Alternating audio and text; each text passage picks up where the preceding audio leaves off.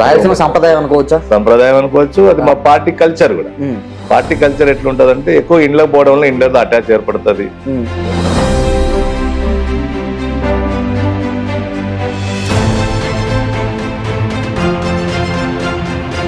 అల్లర్లు జరిగాయి ఆదోనిలో. అల్లర్లు జరిగినప్పుడు నాకు ఎటువంటి వినాయక చవితి సందర్భంగా మత ఘర్షణ జరిగినప్పుడు నాకు ఎటువంటి సంబంధం లేదు.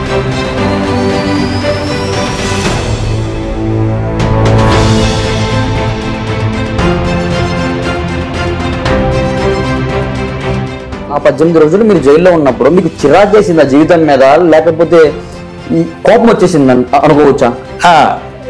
కోపము రాలేదు, చిరాకు రాలేదు, కసి వచ్చింది.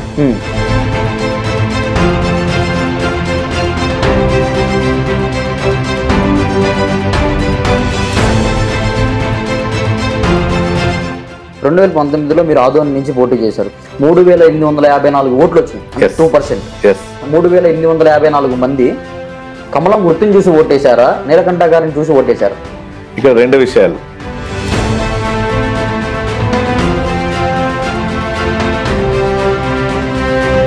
ఎందుకంటే 4 సంవత్సరాలు మీరు ఆయనతో ఉన్నారు, అనేక విజయవాడలో గుళ్ళు గోపురాలు కూలగొట్టారు, మరి మేము మాట్లాడలేం. అలయన్స్ లో ఉన్నాం కాబట్టి చేయాల్సింది చేసినాం.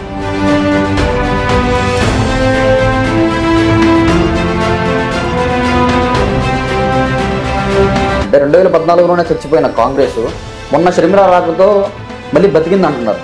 కానీ ఎప్పటి నుంచో ఉన్న బీజేపీ ఇంతవరకు చూసుకుంటే కమలం ఇంకా ముగ్గగానే ఉంది, వికసించేది ఎప్పుడు అంటున్నారు.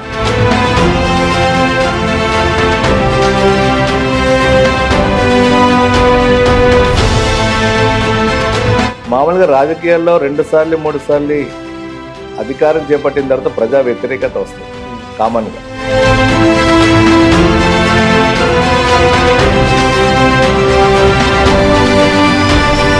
భారతీయ జనతా పార్టీ అధికారంలో వస్తే ఖచ్చితంగా ఈ రాయలసీమ రత్నాలసీమ చేస్తుంది. మాకు ఎజెండా ఉంది ఇక్కడ ఎట్లా డెవలప్. కానీ ఇక్కడ ఉండే నాయకులు ఎవరికి చూపిస్తుంది? ఇక్కడ వచ్చినంతసేపు అధికారం చలాయించామా, దోచుకున్నామా, దాచుకున్నామా, వెళ్ళిపోయాం.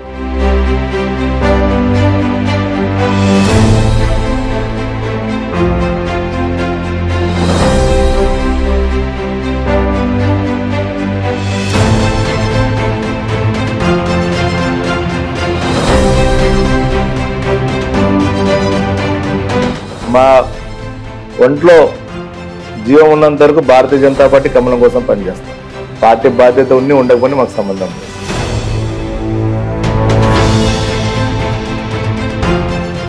ఆంధ్రప్రదేశ్ రాష్ట్రానికి ఎంతమంది రాయలసీమ ముఖ్యమంత్రులు వచ్చినా అందరూ ఇక్కడ ఉన్న సంపదను దోచుకున్నారు తప్ప అభివృద్ధి లేదు.